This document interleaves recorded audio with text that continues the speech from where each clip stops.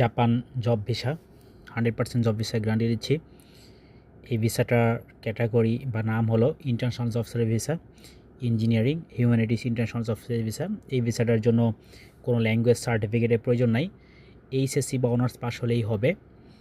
আর ভাষা যদি জানেন তাহলে জাপানের লাইফ সহজ হয় এবং আপনার জাপানে বেতন বেশি হয় এবং ইচ্ছামতো আপনার ব্যাকগ্রাউন্ড অনুযায়ী জব বেছে নেওয়া যায়।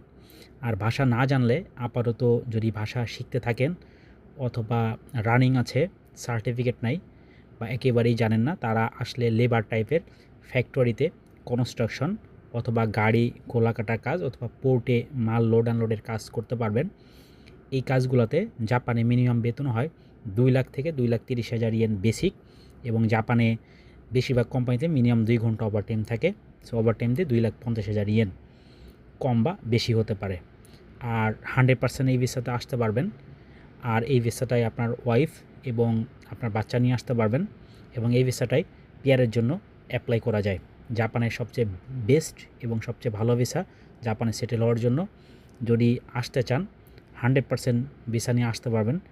এটার জন্য আমাদের সাথে হোয়াটসঅ্যাপে যোগাযোগ করুন। ধন্যবাদ।